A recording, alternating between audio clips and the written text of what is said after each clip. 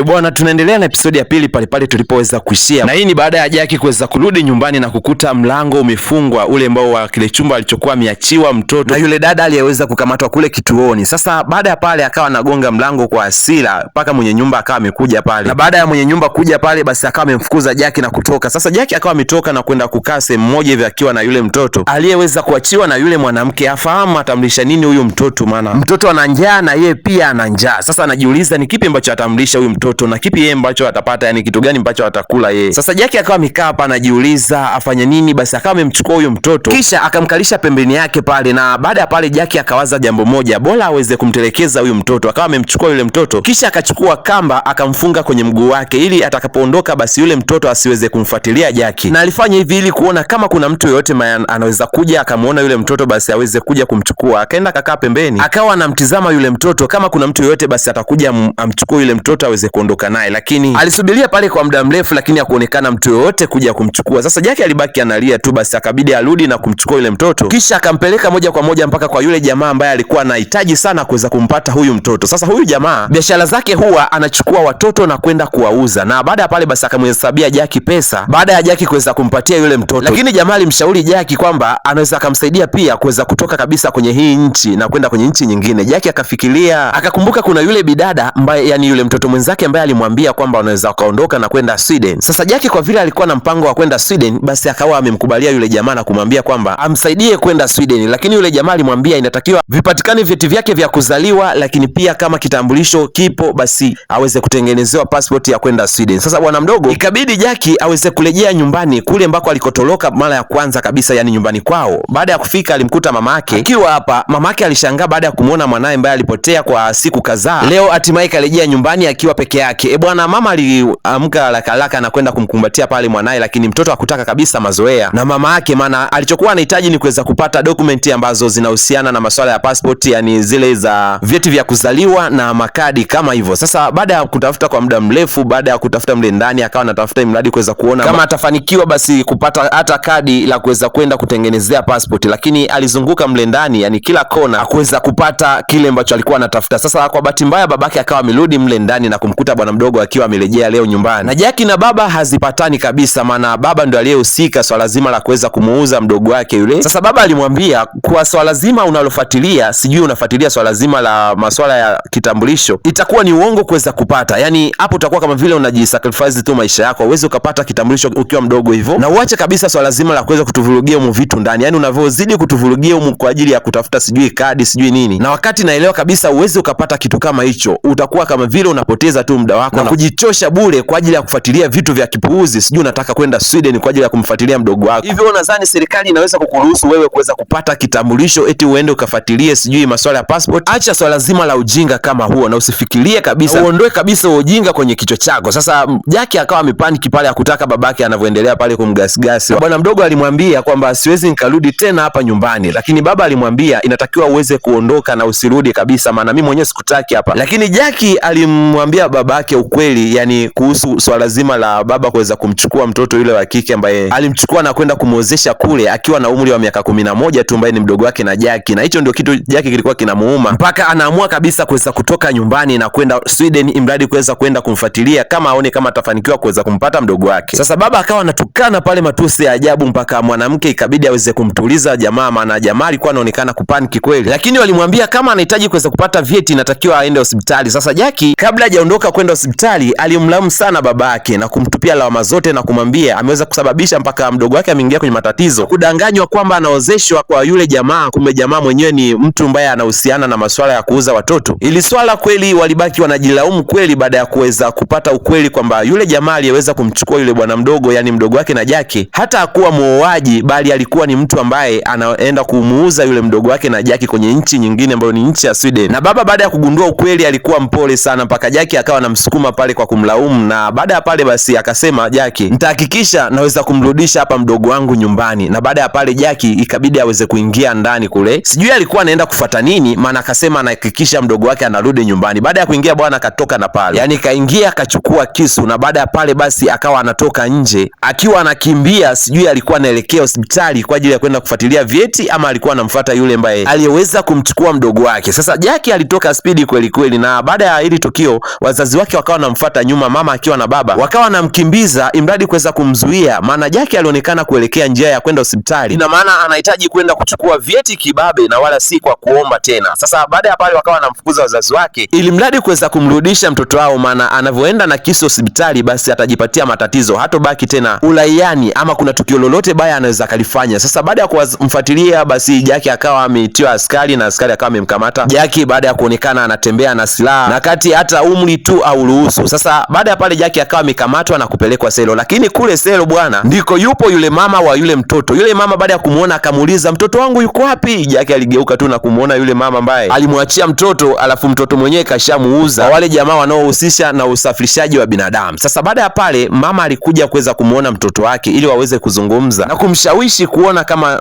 bwana mdogo anaweza akatulia na arudi kutulia nyumbani. Sasa akamwambia, najua baba yako amekukosea sana kuweza kufanya vurugu, lakini pia kuweza kumuuza mdogo wako, lakini inatakiwa uweze kumsamehe tu, lakini pia naomba uniambie kwamba ni kitu gani ambacho anaweza kukifanya mpaka wewe uweze kutuliza huo mkali wako uweze kurudi nyumbani, maana swala la dadako yule ni mtoto wa kike tu, hana thamani yoyote tofauti na wewe kijana. Kwa hiyo niambie kitu gani kizuri ambacho ninaweza kukupatia wewe imradi uweze kubadilisha akili yako na uweze kurudi nyumbani, maana hapa tayari nimepimwa tayari na ujauzito, na ujauzito wenyewe ni wa mtoto wa kike. Kwa hiyo kama ni mtoto wa kike mwingine au kama unahitaji mdogo wako wa kike mwingine, basi muda sio mrefu unaenda kumpata. Lakini Jackie akasema, mimi sitaki, nahitaji kuweza kumrudisha mdogo wangu. Mama akasema, sasa ukikazania hivyo mdogo wako utamtoa wapi ama utamrudisheje? Maana tayari kashachukuliwa na yule jamaa, na yule jamaa sijui kashaondoka kwenda Sweden. Sasa wewe unasema utaweza kumpata, na yule ni mtoto wa kike, hana thamani yoyote. Lakini bwana mdogo alijibu kwa hasira na kusema, kamwe nakwambia mamangu, usije kabisa kuja kuniangalia tena hapa jela. Tena naomba uondoke kabisa, usije kuja eti unasema kuja kunisalimia tena, sitaki kabisa kuweza kuonana na wewe. Na baada ya pale bwana mdogo akawa ameondoka kurudi zake lock up, akiwa haelewi kabisa ni kipi ambacho atafanya mradi kuweza kuja kumsaidia mdogo wake. Akawa amelala hapa huko anawaza ni kipi ambacho atafanya. Sasa wakati huo yeye ametulia hapa, haelewi ni kipi atafanya. Yule mwanamke ambaye aliweza kumwachia Jackie mtoto akawa amepitishwa maeneo haya, na baada ya kuona kwenye selo alimuona Jackie akiwa amewekwa selo, lakini Jackie aliomba kuweza kupatiwa simu, na baada ya pale akawa amepigia kituo kimoja cha televisheni na kusema kwamba anahitaji kuweza kuzungumza akiwa live. Jackie akiwa mle selo basi aliweza kupata ruksa ya kuweza kuzungumza, yani sauti yake kuweza kusikika, japokuwa ilikuwa ni ngumu kuweza kuonekana picha. Mtangazaji wa kipindi alimpa nafasi Jackie, kisha akamuuliza, unaitwa nani? Akajibu, anaitwa Jackie kutoka jela. Kila mmoja alishangaa eti sauti kutoka jela, tena anayepiga simu anaonekana ni mtoto alafu kawekwa selo. Watu wote walishangaa ambao waliweza kusikia ile sauti, eti mtu kutoka selo anahitaji kuweza kuongea kwenye kipindi cha televisheni akiwa live. Hata wafungwa wenzake pia walishangaa baada ya kuweza kusikia kwamba bwana mdogo anahitaji kuweza kuzungumza kwenye kipindi cha televisheni akiwa live kupitia simu ya mkononi. Sasa hiyo nafasi aliweza kupewa na kile kipindi cha televisheni, basi wakamuuliza, ulikuwa na shida gani mpaka uweze kupiga kwenye kipindi cha televisheni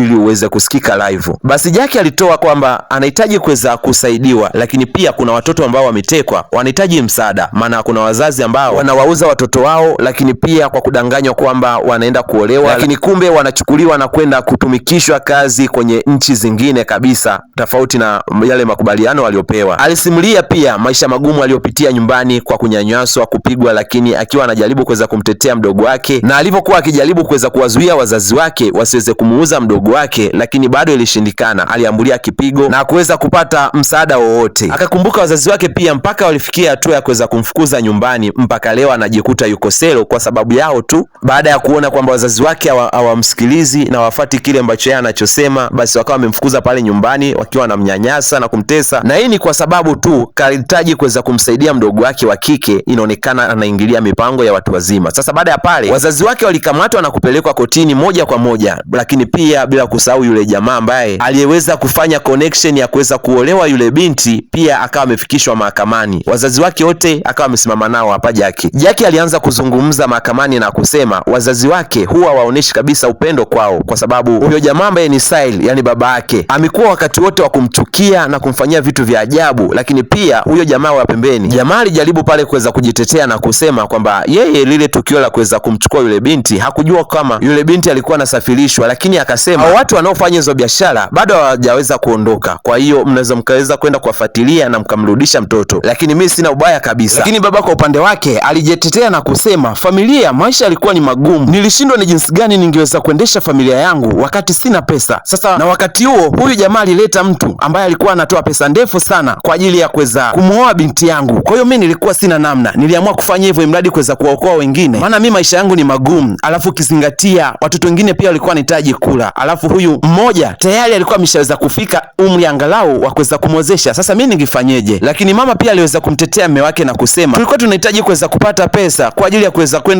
kwenda kujifungua, maana mimi tayari ni mjamzito. Sasa tulikuwa tunafanya maandalizi ili nitakapokwenda kujifungua basi niweze kuhudumiwa mimi, lakini sisi hatujafanya kwa ubaya, labda kwamba tumemtelekeza mtoto wetu. Hapana. Wakili akasema hilo pia ni kosa kisheria, kwa sababu swala zima la kuweza kumwozesha mtoto akiwa chini ya umri wa miaka 11 sio ruksa kabisa kwa kisheria eti kuweza kumwozesha. Na wewe kwa nini uliweza kushiriki kwenye swala zima kama hilo? Kiujumla nyinyote mna makosa. Basi pale alikuwa anasubiriwa tu jaji ya kuweza kutoa hukumu, lakini hakimu alitumia busara tu na kuamua kuweza kufunika kombe mwanadamu apite. Basi akawa amewasamehe wale wazazi, lakini kwa vile yule jamaa alitoa kwamba taarifa anafahamu wale watoto walipo, basi polisi ilibidi kuweza kuifanya ile operation chapchapu na kuweza kuokoa watoto wengi ambao walikuwa wameweza kuchukuliwa imradi kuweza kusafirishwa nchi za nje, mpaka yule mama aliweza kupata mtoto wake ambaye aliweza kuuzwa na Jaki. Sasa huku Jaki alipigwa miezi mitatu kwa kosa la kuweza kukimbizana barabarani na silaha kwenda kule hospitali. Basi akawa amemaliza kifungo chake na leo akawa analejea uraiani tena kwa mara nyingine, lakini akiwa amefanikisha zoezi zima la kuweza kumwokoa dada yake, lakini pia kuweza kuokoa na watoto wengine pia. Bwana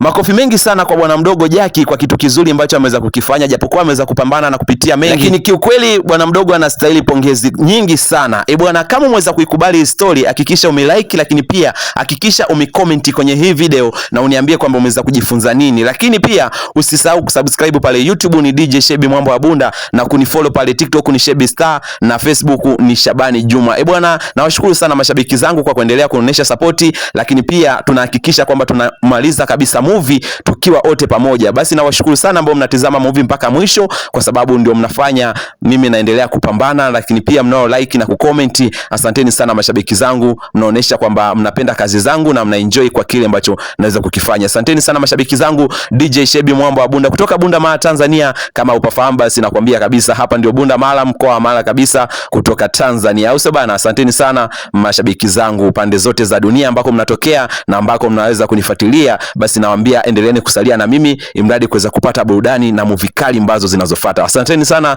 DJ Shebi naweza kuachia mic. Asanteni sana. Ciao.